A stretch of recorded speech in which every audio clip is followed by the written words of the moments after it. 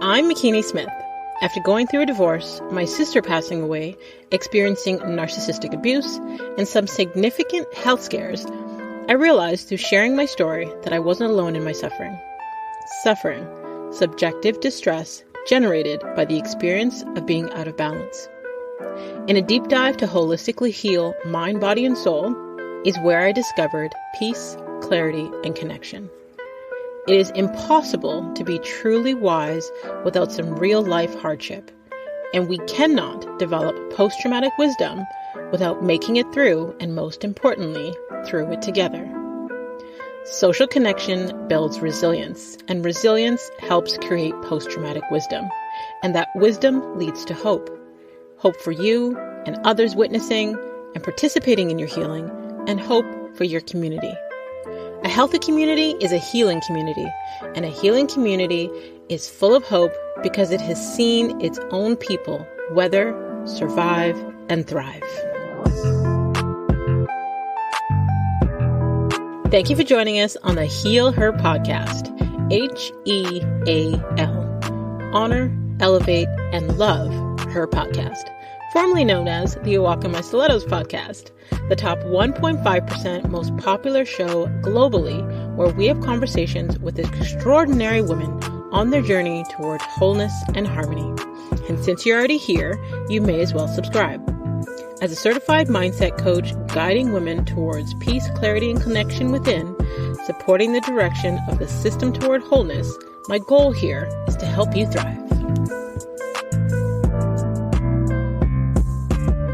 Tika is a multi-disciplinary artist, film composer, artistic director, cultural curator, consultant, and activist. Tika added film scoring to her repertoire in 2019 after graduating from the Canadian Film Centre in 2021. To date, she scored 8 short films, 4 cartoon series, 4 feature films, and is the 2022 Canadian Academy Award winner for Best Original Music in the film Learn to Swim.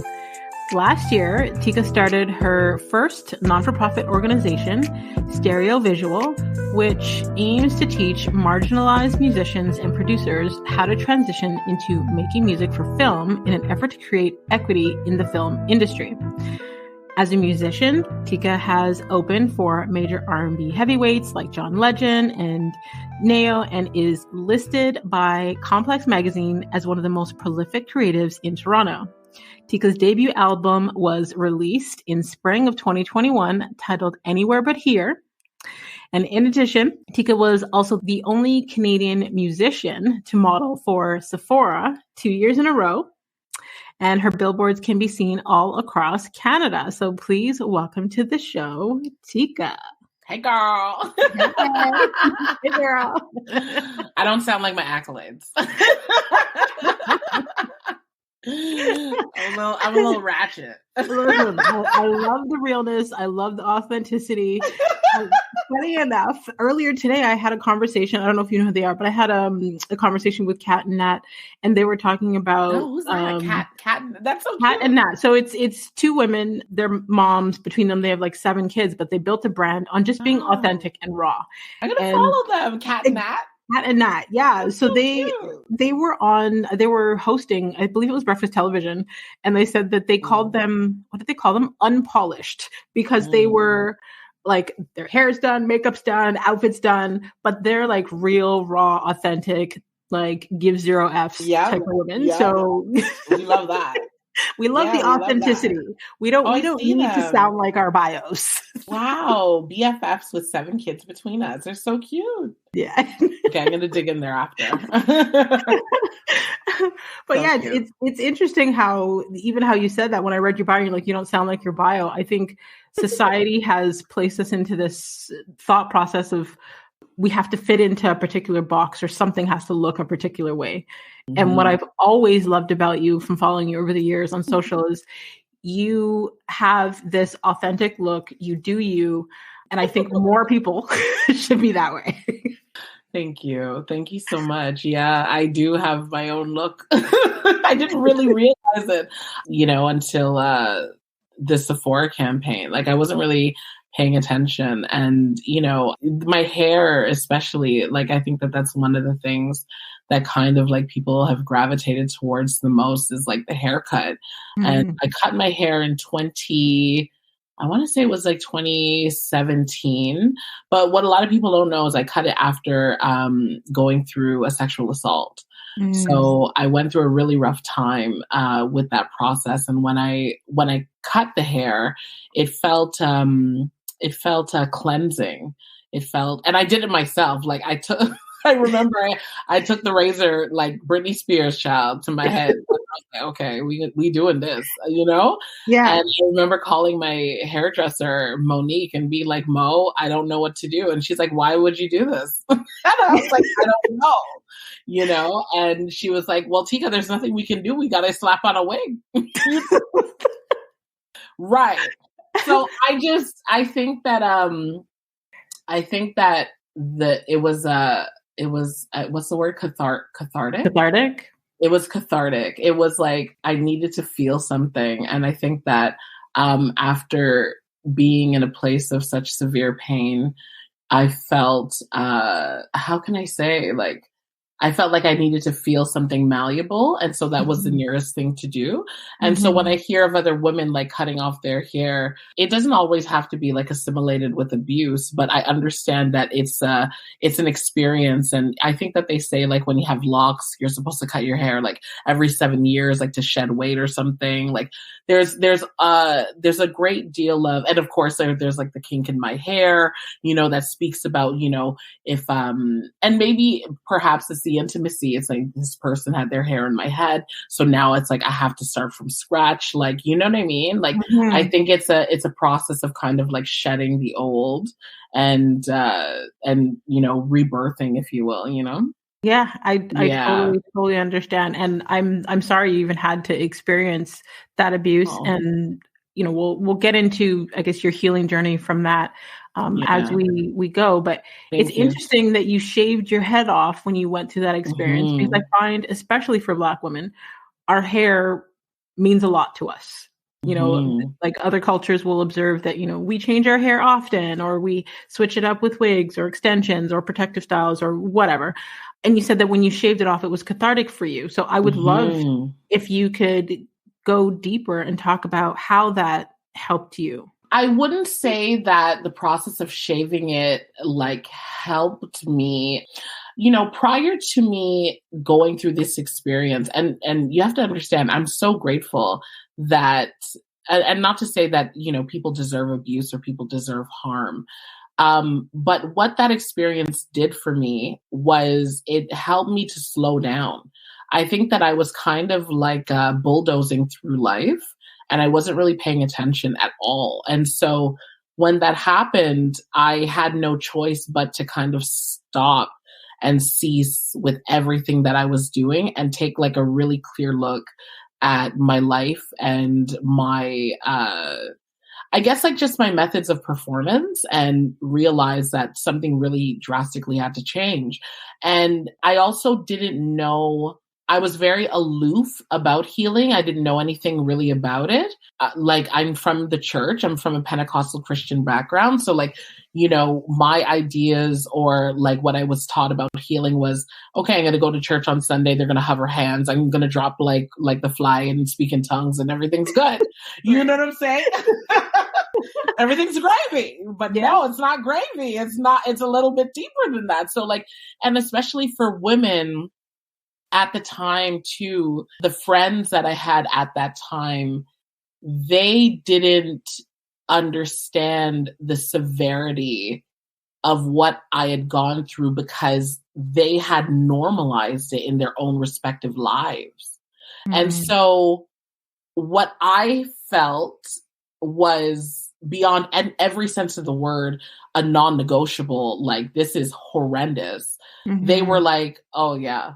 Like, they were like, oh yeah, sorry, see you next week. And I'm like, no, this is not, you know? And I was like, I think I need to change my circle because people are not understanding the gravity of this, or maybe it's just so normalized within this respective community that someone should be hollering like, this is, Yeah. Most of the time in my friend group, I feel like the lady from The Simpsons that's like, won't someone please think of the children? Like, I'm that lady. Like, that woman, the Reverend's wife, I'm like, yes, exactly. I'm like, I get her. And everyone's like, she's so annoying. I'm like, but she's real, you know? Why isn't anyone thinking about this? So, like, I think that the shaving the head initially, it felt freeing. It felt like I was free from something. And, I think that, Black people in general are so deeply spiritual that, things like hair, things like connectivity with the body, I think those things are really deep for us, Yep, I agree. And when you said that about the spiritual part of it, I think sometimes even some of our traditions or things that we've grown up with, whether it be from our families or our church or whatever part of the community, there's a lot of things that to us are spiritual and we may not even understand the depth or the background of it until we get older. Like, exactly. Everything is energy. So your hair, all these things that we hold on to, right? And then I wanted to unpack two other things that you said. One was the normalizing of your experience. So again, I'm sorry that one, it happened to you and you had to experience that, and two, not having the support that you needed in that time because it's very normalized. And I don't want to say just in the Black community because I've heard this from other cultures, but of course, I feel like amongst women. Yeah. I was like, I don't know. It's interesting because when I was young, my mom, single Black woman, I was raised by a single parent and I am the eldest of 5. I'm amongst mainly men. Okay. And it's like my mom, she raised me to read books like CC No Touch. Like she was just like, we're going to read this book. You know what I mean? Like that's kind of like how I was raised. But then, and it's not to put my mom's business on Front Street, but like, it's like her relationships with men were not good. You know what I'm saying? And I think I saw that and I think I mirrored that for a while. And it wasn't until I was maybe about 29 or 30 that I started questioning whether or not she knew all the answers. And I was like, I think I need to start thinking about whether or not my mom's life choices need to be my life choices. And what do I need to aspire to attain in terms of a relationship? Like, do I want marriage? My mom is still single to this day. It's like, do I aspire to have these things? But those things were not normalized in my household.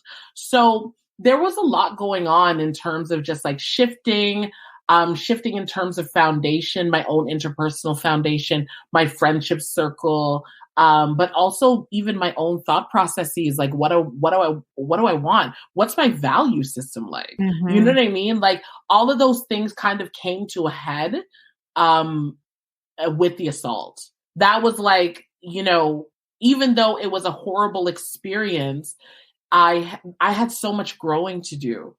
And I had no idea how much growing I had to do. I was really stuck, So it's just, I'm grateful. It's one of those interesting things that it's like, yeah, this happened to me, but now I look at it like it just happened. Yeah. I mean, you were able to take your pain and transmute that pain into some form of purpose. And I'm sure that like the music and stuff like that helps with the creativity for you to express yourself. For sure. But what's scary with the normalization of it is like 8 out of 10 women that I know, Black and women of color have either experienced, childhood molestation or some form of sexual abuse. And the way that your friends reacted to normalizing it, like it's scary where someone can need the support, whether that be emotionally or what have you, and not get it because something has become normalized. And there's so many forms of trauma that I find, especially in the Black community, that have become normalized because that's what we know, right? Well, exactly. Like, I mean, it just got to the point where it was like, okay, if I'm talking to you about my trauma and your solution is let's go to the club, girl. Let's drink. I'm like, I don't. That sounds to me like let's numb the pain. Let's cover it up. Let's sweep it under a rug. Let's suppress. I watched enough Eon LaFix in my life to know that this is not the answer. Mm-hmm. You know what I mean? So I think that I had to go, because when you're going on your healing journey, it's a personal journey. It's like, I can't take all you, I was going to say all you hoes, but I can't take all you hoes with me. But for real, I can't take y'all, it's a real personal thing. And it's like, not everybody, wants to go down that path. Not everybody wants to do the work. Yeah. What's that J. Cole song? Don't save her. She don't want to be saved. Exactly. It's so true. Right. You can't help someone that doesn't want to be helped. And then when you're on your own healing journey and you're evolving and you're trying to get to a particular place, everyone's evolution journey is different. So they may not understand your journey until they've walked through some things that they need to heal from, right? Yeah, yeah. And you can't, and that's the thing. It's like, you can't, I thought that once I thought it was going to be a revival. I was just like, oh, I'm healed. Everyone's like, but then it's like, it's not the same. Like, people are not happy for you. Mm-hmm. You know what I mean? And a lot of times it's not because they don't want to be, it's because they can't be, because they're still in like severe pain. Yes. You know what I mean? Or because they haven't done the work, or because so I thought it was going to be like, oh, let's just circle back. And I'm just like, oh no, it's not. No. It's just, it is what it is. Yeah. So I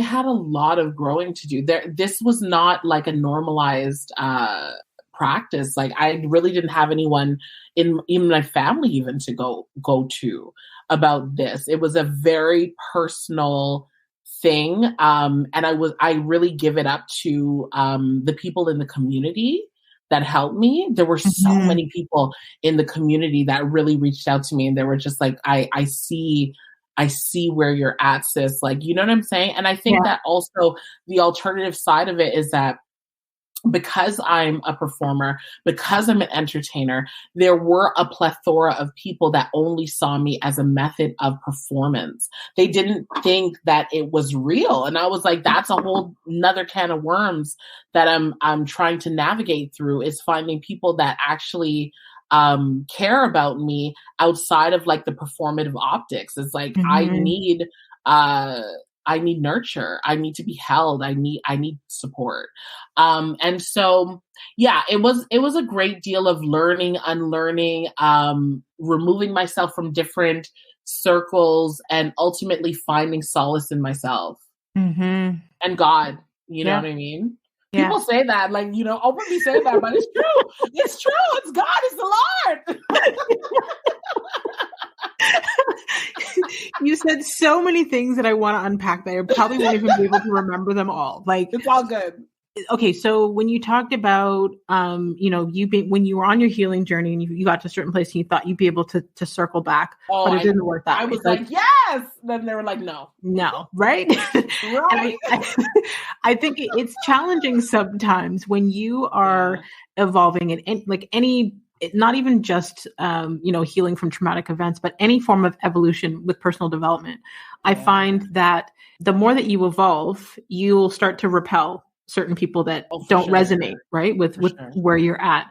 And when you are focused on your healing, your conversations are different. What you want to do is different. Where you want to go is different. And then if you've stepped away from people to do that, they're still in that same place. They may not be ready for their healing yet. We project our insecurities onto other people unconsciously, right? So they may not be there yet, and they may be upset with you for being there. And I find healed ears listen differently. So they may hear something that you're saying and take offense because they're in a different place, right? They're triggered. Yes. So it's hard to circle back to those. Oh, for sure. They're not ready. They're not even there. Yeah. And that's just it. It's like, I realized that there were a lot of folks that I was surrounded around during that time that cared more about their professional acumen than they did like personal development.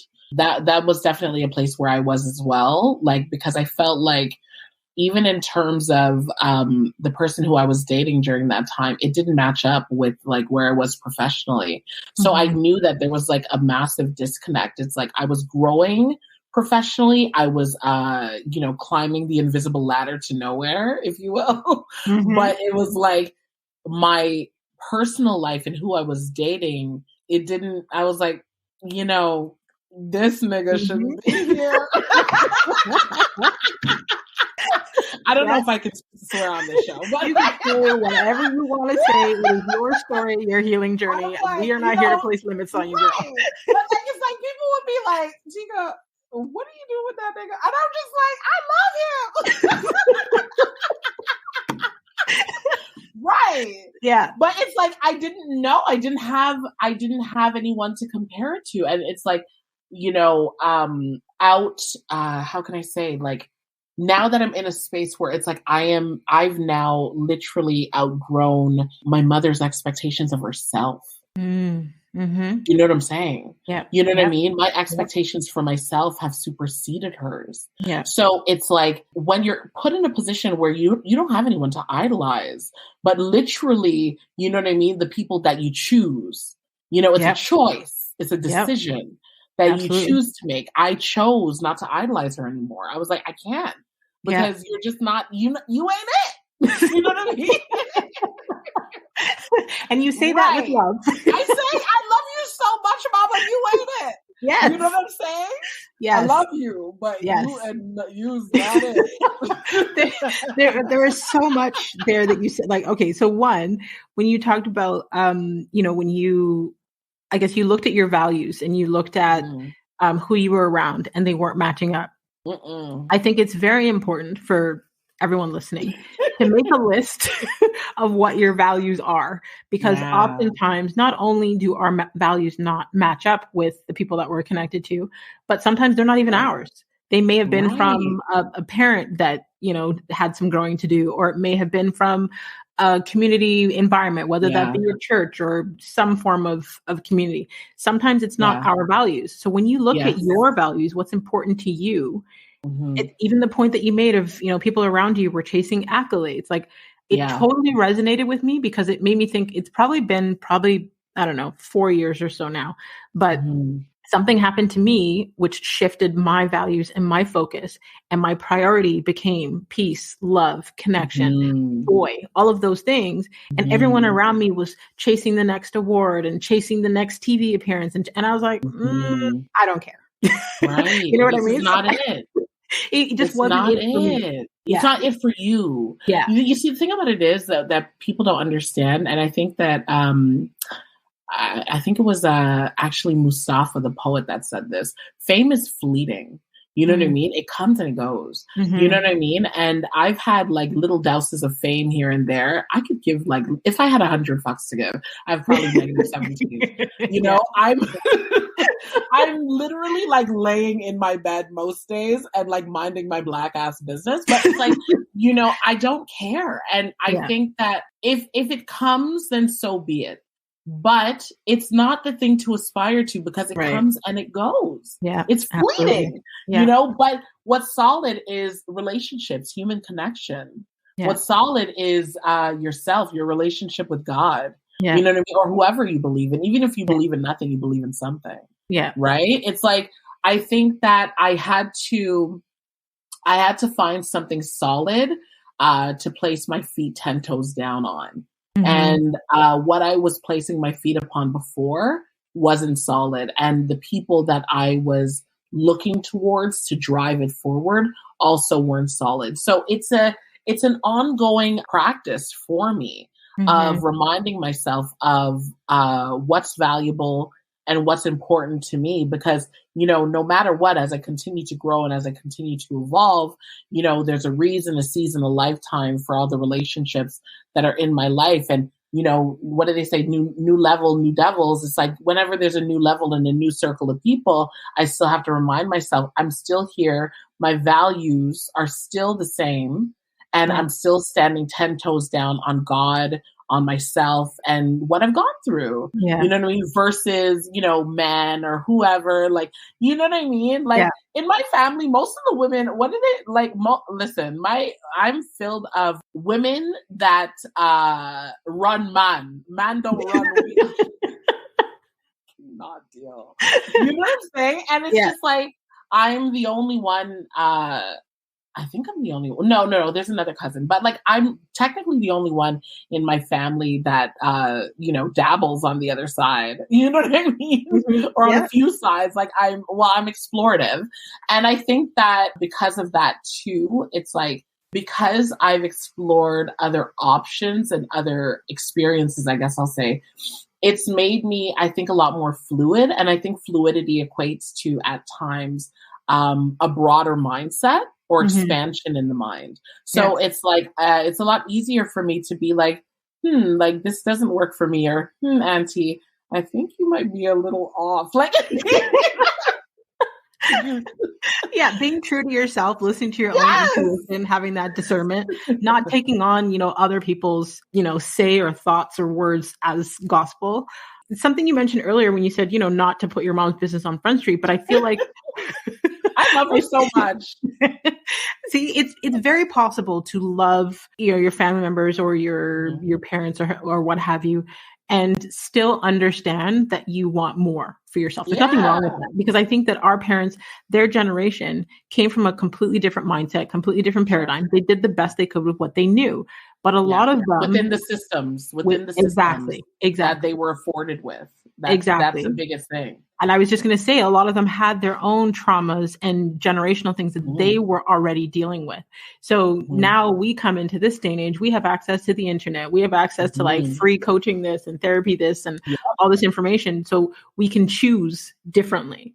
Yeah, we have more privilege for sure. Yeah. You know, that I think that, you know, in me understanding like my privilege, that's where the forgiveness from my mother came, because for a while I definitely resented her and I was super bitter. I didn't understand it. Like I was like, how could you be like this towards me? How could you be like this? And now I'm just like, she just doesn't know. She doesn't know anything different. And it's like, I cannot, it's like disciplining a child for something they don't know. Yeah. It's like, for what? They'd have no idea, you know? And if she's open to the teachings, she'll learn. Usually she's not. But it's like, right. But it's like, I just accept her as she is. And I've just realized on a personal and interpersonal level that my growth is not dependent or informed by her at all. Yeah, that part it's right just there. Not. It's just not. It's like, it's my responsibility. Yeah, I agree with you 1,000%. Like I grew up with a single mom. I have relationships separately with both of my parents. Okay, same. They're like I love polar that. opposites. Same. Polar opposites. Where's your mom from? Where's your dad from? Both of them are from Jamaica.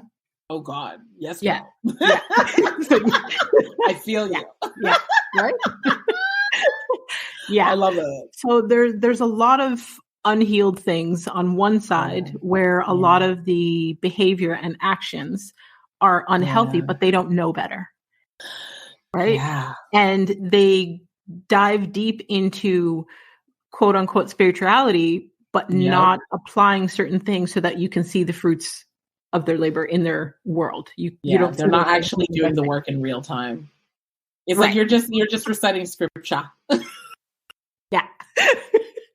It's like, you know, I really can't. I'm like, this doesn't make it, you know, there's this guy on, sorry, I'm always segueing. There's this guy on Instagram that I follow.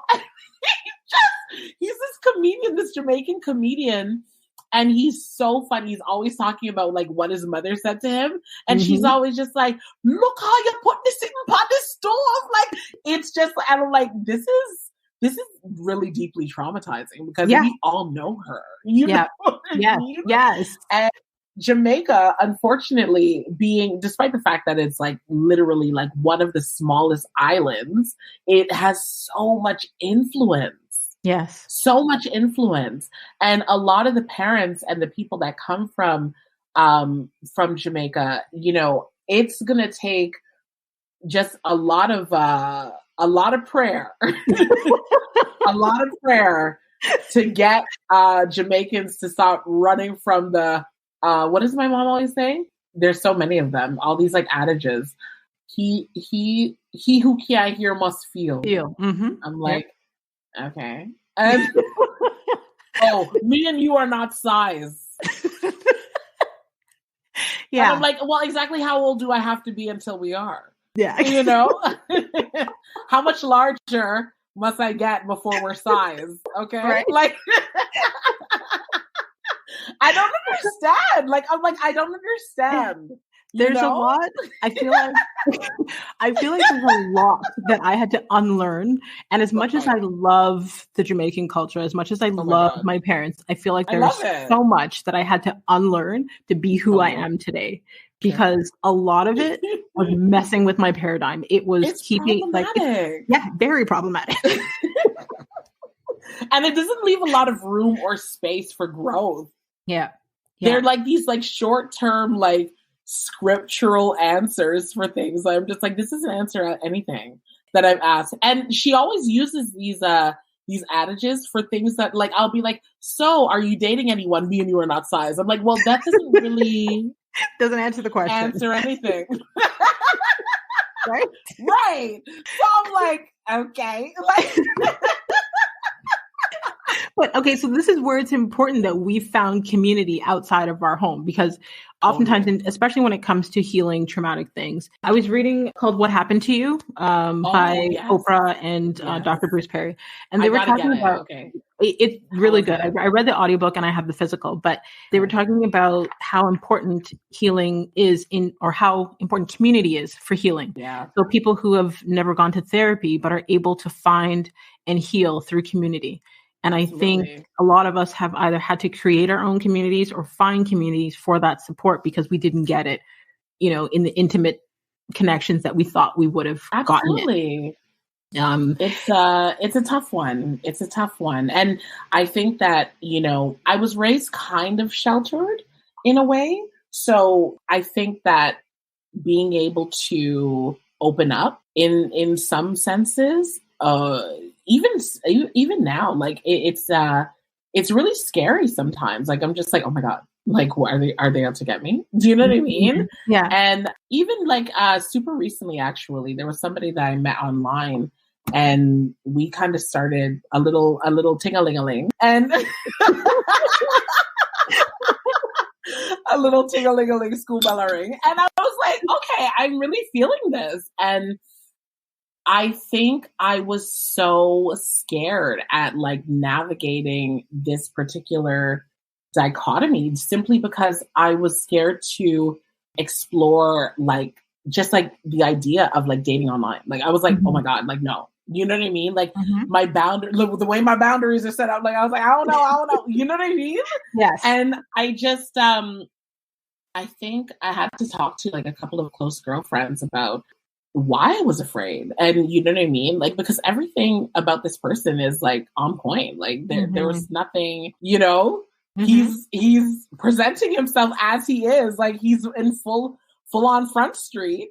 And so am I. Yeah. But then there's still a side of me that's still very like apprehensive and almost like groomed in a way, or trained in a way to not, you know what I mean? Like outside of this box that I've created for myself. So it took a bit of like, you know, I think it's, you know, at times where you kind of feel yourself like hitting a limit or hitting a place where you can't move forward, you have to ask yourself those like really important questions. Like, why do you feel like this? Yeah. You know what I mean? Like, what, is there anything firm in how you feel? Like, is it true?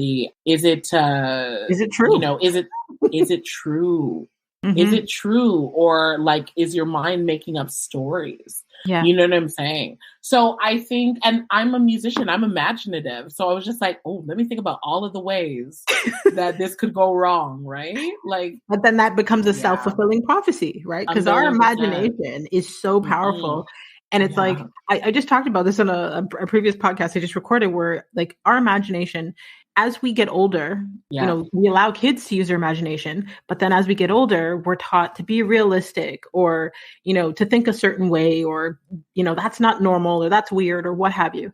Yeah. Not realizing that our imagination is vital to us manifesting and attracting the things that we want, because good or bad, based on the vision that we've created in our mind, we attract that. So oftentimes we unintentionally attract bad things because we're so focused on what we don't want. So the more that we focus on what we don't want, we start to attract what we don't want, right? So self-fulfilling prophecy. Yeah. I had to learn that lesson because I was like, I was diagnosed with anxiety years ago after I had my son, but it's like, I am someone who can go down the rabbit hole of all the things that can go wrong.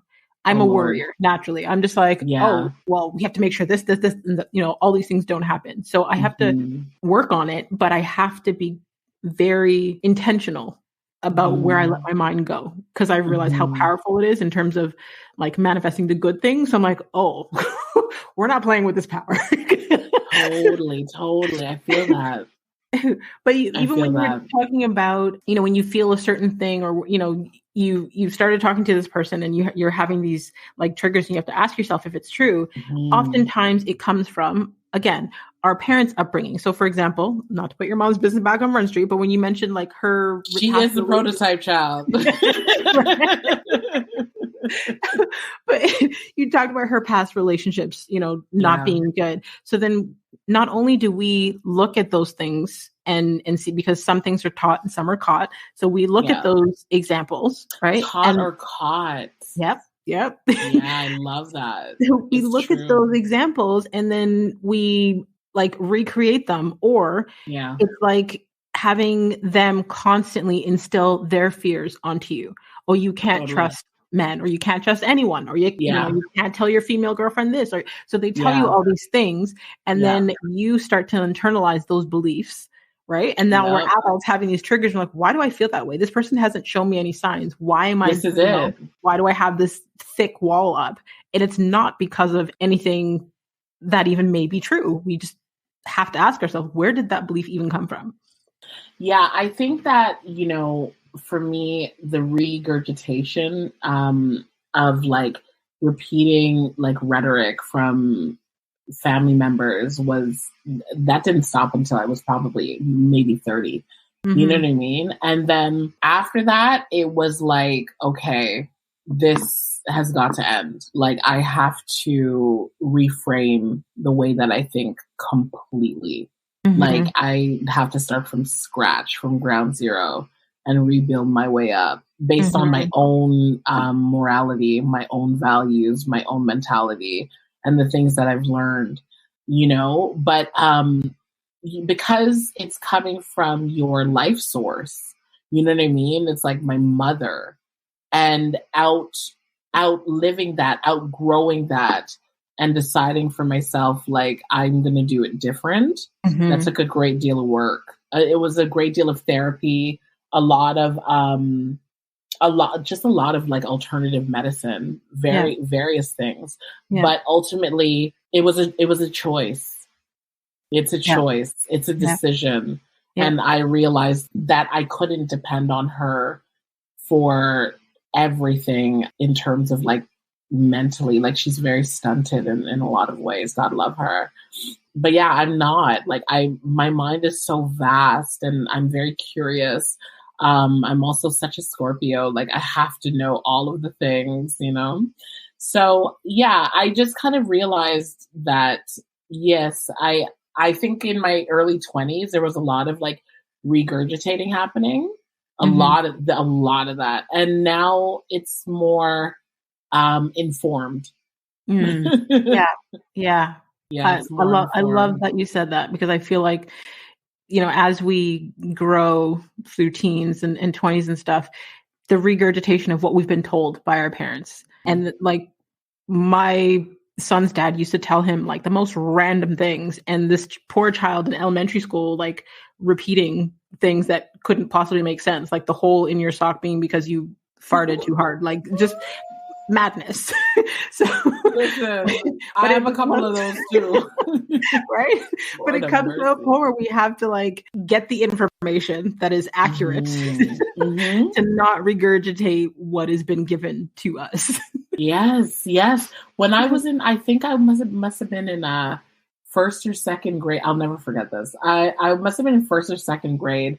My mom told me, first of all, and I think a lot of Jamaican parents told their kids this because I hear it from other families and I'm like, why do you guys think these lies are jokes? What's wrong with you guys? So my mom told me that if I swallowed an orange seed, it would grow into a tree. Yep. I've heard that from multiple families. I'm like, any why fruit is it running? Any fruit seed. Yep. I'm like, so you guys are just chatting on the phone and talking shit? You guys are crazy. That was the first thing. But then my mom took it a step further. She told me that holes in the bread, you know when like you get an air pocket in the bread? She was like, that came from rats in the bakery. So it wasn't until fourth grade science class that my teacher, Mrs. Hecht, was like, do you know how air bubbles like are made in the bread or bubbles are made in the bread? And I was like, rats in the bakery. And she's like, what? And I'm like, the rats in the bakery. And she's like, no, Tika. She's like, it's air bubbles. And I got home and I was like, you lied to me. Like, but okay, in your mom's defense, right? I am sure, especially if you look at like some of the environments where they may be in the country in Jamaica, they may have the bread on the shelf. It's open. It's not packaged. Some animal came in there and took a bite. It may have happened one time. Listen to me, okay? When I confronted the worst thing is the gaslighting, because when I confronted her, she's like, I don't remember that. And I'm like, what? I'm like, she never remembers. She's like, I really don't recall. And I'm like, ma'am, how convenient for you, right? Oh man, it's so crazy. It's crazy. And I think that the beauty of even sharing these stories is like, okay, so I love hearing other people's stories because there's always a part of it that you can relate to, whether it's you directly or someone there's always a connection. So this is like a huge bonus for me in doing the show is hearing all these stories and the connections, and it makes you feel like you've formed a part of a community. And you've spoken to community quite a few times during this conversation. And you mentioned I think it was on your website that I saw where there was a time where, through someone else's negative voice, you had actually stopped singing for a while. And then when you restarted, it was basically like the support of community and others helping to, I guess, what's the word I'm looking for? Just encourage me. Yeah, to help encourage you to keep going. Let's talk about the importance that community has had in your healing journey specifically. Big time. Yeah, I'm nothing without it. Like, honestly, there's so many things that I didn't know. One of the women that I'm very close to, and we actually work together now, her name is Jungle Flower. And I love her. So Jungle Flower and I met in 2018. I did the Reclaim Your Voice. She has an event called Reclaim Your Voice that helps survivors of sexual abuse, sexual assault, really any kind of abuse, like emotional abuse. Like the work that she's doing is profound work. So I did this event because it was really the only thing that I had seen in Toronto that advocates for survivors of abuse. And so at the time, I really was aloof about like how long the process of healing takes. To me, I was like, okay, I'm going to do Reclaim Your Voice. I'm going to go back to work next week. Like, you know what I'm saying? No, child. No. No, it is a lengthy, serious process. And so I went to her and we had our initial meeting and I had suppressed quite a bit. And it was not just, you have to understand, it wasn't, I would say that the abuse that I experienced in 2017 was a catalyst for me to open up about the other abuses that I had suppressed. And I think it was one of the first experiences that I had experienced where I was an adult and I could speak to this experience plus the ones in the past that I had never spoken to or had permission to speak of. And so she really helped me to find my voice, like, and not just my voice, but the language to describe the things that had happened. And I don't think I had that before. I really, really was missing that. And so that was imperative for me. But then that circle of people that showed up for that event, there's a lot of people that I still keep in touch with that assisted me with that process. Community has been, I would say, like a lifesaver in terms of just me awakening to myself and my own voice. And you have to understand, like, I think that one of the things that I realized is that in terms of relationships, if I was in a relationship that was not good for me, I would always know if I wouldn't be able to sing around the person. Oh, wow. If I can't sing around you, that means that my I don't trust you. My body doesn't trust you to open up. Singing is a very vulnerable thing. It's this extremely vulnerable practice, especially for myself. So like if I was in a relationship with someone I couldn't sing around, I knew that that person was unsafe. And yeah, I think that that's kind of like how I learned and realized that a lot of my romantic relationships were unsafe. You know what I'm saying? So I had to be out of a relationship to literally find my voice. Yeah. That I had suppressed not only my singing voice, but my speaking voice. I had repressed myself. Wow. In a lot of ways. Yeah. So whenever I'm chatting with like other women or other survivors or whatever, even just like other musicians or performers, I always tell them that their vulnerable voice or their singing voice is a loud like instrument or compass in terms of where to go and where not to go, you know? Yeah. Wow. I love how you figured that out for yourself. I feel like there's always something, and if we pay attention, there's always something, a part of our true selves that if we cannot share that, we know we're not in a safe space. For sure. So I love that you pointed that out. Yeah, for sure. And, you know, even like when I was handling and running my series, The Known Unknown, for 7 years, I also didn't sing. I only hosted. You know what I mean? And it's, yes, definitely. I think that there was underlying feelings of unsafety, but it's like, it wasn't until I started my own entity that I was able to, you know, be myself. Yeah. You know what I'm saying? So a lot of these things, you know, we start them with certain intentions, and we don't realize that the intentions might not suit us. Yeah. You know? Yeah. And I had to kind of grow and evolve and figure out my politics, my personal, interpersonal politics, and just like what works for me, what doesn't work for me, what feels safe to me, what feels unsafe to me, what's clear to me, what's unclear to me. Yeah. And to be able to inform, okay, this is where my life path is going, or it's definitely not going in this direction. You know? Yeah. The voice is powerful, but like that's been like one of my strongest compasses. I love it. Community and voice. Yeah. I love it. I feel like we could like sit here and like have this conversation for hours. For sure. We're gonna have to make a part 2 because there's like, I know, so much we could unpack. Okay, so before we go to the final segment, I want you to tell people where they could stay connected with you online and learn more from you and about you. Oh, perfect. Okay, so I am right now currently I'm just on Insta. I came off of Twitter because I got spooked. I get it. Sometimes I be getting spooked. I'm like, oh, it's time to shut it down. Like, yeah. Right. So I'm Tika the Gift on basically like all forms of social media. And then my website is withlovetika.com. And yeah, to reach me, just hit me up on Insta. That's like one of my favorite platforms. I'm not really on TikTok like that. Like everybody seems to have moved to TikTok or like YouTube. And I'm just like, child, I'm still on Instagram. I'm still here. I feel your scream. Yeah, I'm like, holla, this is where I'm at. But yeah, like I love to hear from others. I used to be very like like I think more like recluse. Now I'm like more like, yes, it's time to open up again. You know what I mean? And come back into a free flow. Yes.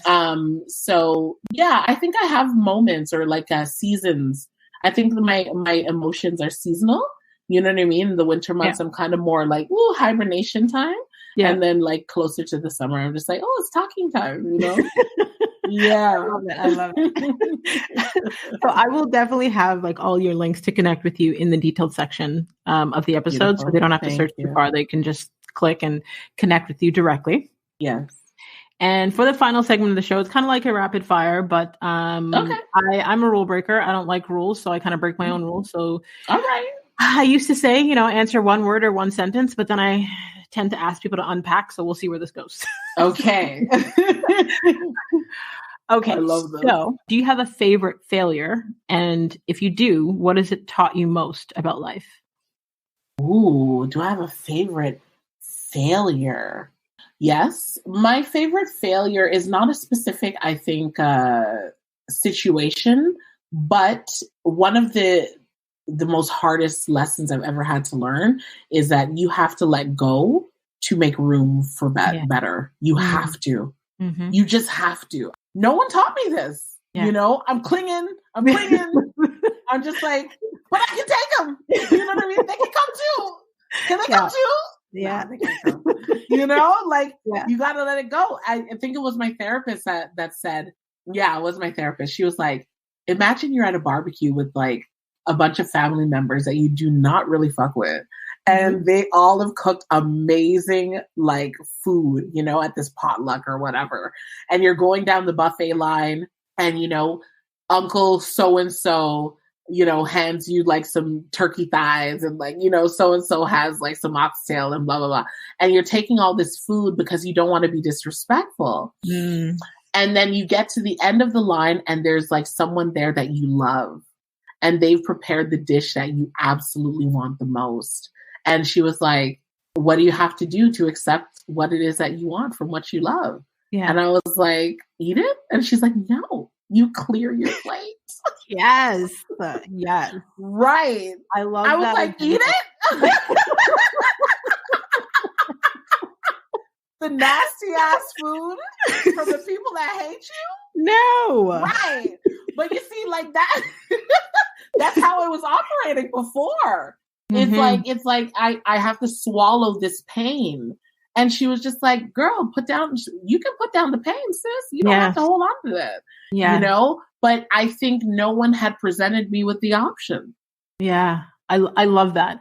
It's similar to something I tell my clients about, like, especially if you're a people pleaser, if you say yes to this thing for someone, what are you saying no to yourself about? Mm-hmm. So you have to ask yourself, like, what are the sacrifices you're making to please other people, especially with other people that you don't mess with? Like I had to say to my daughter yesterday, if it's not a heck yes, it's a heck no. So, we got to think about those things. And I think we weren't taught that growing up because we weren't taught about boundaries, healthy boundaries, and respecting ourselves. Absolutely. Yeah, I had to learn that the hard way. So I would say that that's definitely my biggest failure is like not knowing how to let go. Okay. Yeah. When was the last time you cried? The other day. I cry all the time, girl. I be crying. I cried, and it was a deep one too. It was like, I'm no longer a practicing Christian. I would say I'm more spiritual, but when I was going to church consistently, and I was technically a youth pastor in my teens. So I would say that, one of the things I noticed when I exited the church was that every Sunday I would release. I would cry. I would, they'd be hovering the hands and, all of that. And when I left the church, I was no longer doing that. So now I've made it a practice that like Sundays, that's, it's interesting. I have my little sentimental Sundays and it's my moments of meditation and release. I'm usually listening to like sound bath healing, meditation healing, or chakra healing music. And like I intentionally release. So like I do that every Sunday. Love it. Without fail. Yeah. I interviewed a woman who said for her, she loves to cry in the shower, and that she like made it a practice. That is her space. That is where she feels safe to cry and release. And it's almost intentional for her to go in there and like wash it all away. Yeah. You have to. You have to. Yeah. You got to let it go, right? Yeah. You got to release. Yeah. Okay. When and where are you the happiest? Oh, wow. You know what? God, surrounded by community. Or like shows, surrounded by community. Happiest. I'm in love. I'm at peace. I'm with God. You know, I live for unification. I live for it. Mm-hmm. And when I see like a sea of Black people together, it brings me immense, copious amounts of joy. I love that. I think that's my happiest place. And if not that, definitely like spooning with a lover. I love that. I love that. I love that. I love that. I love that. I love it. I live it. I live. Yeah, I love that so much too. Love it, love it, love it. Yeah. But they're both together. Togetherness. I love togetherness. Yeah. We're wired for connection. Yeah. And I think that the pandemic and forcing isolation has done a lot of damage to people because we are wired for that connection, wired for community, wired, you know, to be around people and to love and to interact. So yeah, I get it. I get it. It's so nice. Yeah. Yeah. Yeah. Okay. Last but not least, what do you wish women would do more of? Tell anybody that loves you about your pain. When you're in pain, we are not, I don't think that we're equipped to, no, I shouldn't say we're not equipped. We're definitely equipped to hold on to pain, but it's one of the things that I deeply believe should not be normalized. We shouldn't be doing that. Yeah. You know? So if you have someone that cares for you in your life, please tell them about your pain. And I learned this from, Miriam Hasna. If you don't have anyone that you trust in your life, feel free to tell it to the river and the trees. Yeah. Tell nature. Everything is spirit. Exactly. Yeah. Tell nature about your pain. Yeah. But nobody deserves to hang on to it. Yeah. I agree with you. Thank you for your transparency. Thank you for your laugh. Thank you for your energy. Like, I don't take it lightly. And I don't know if you've realized, I've been following you for over 10 years. What? Yeah. I love that. I have, okay, so my sister passed away in 2012. Oh, I'm so sorry. I didn't know. Okay, thank you. But it was her who brought me, I believe it was to one of your shows or something. Really? So she was very close friends with Katie Ann. And Katie Ann. I know Katie Ann. Who's that Katie Ann again? Katie Ann. They're like super tall, slender, dark skin. I know this. Katie Ann last name. Oh well, don't bother her coffee on there. Tell me that before Katie Ann comes for you. It's like, girl. Yeah, I know. She listens to the show, so right. But she's gonna be like, people in Trinidad they know my situation exactly. Yes. Right. But Katie Ann had invited my sister to an event and I went with her and you were performing. So that was the first time I had seen you perform. I had stayed connecting with you. Even when my sister passed, I think there was a club shortly after she passed that my friends dragged me to, and you were there. Yeah. You were super kind, super sweet.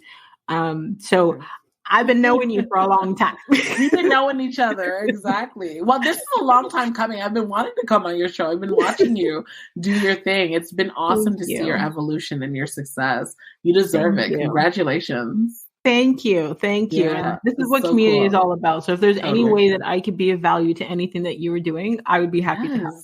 Well, girl, yes, come to the next show. I'm on it. Come out your house. Bring your kids.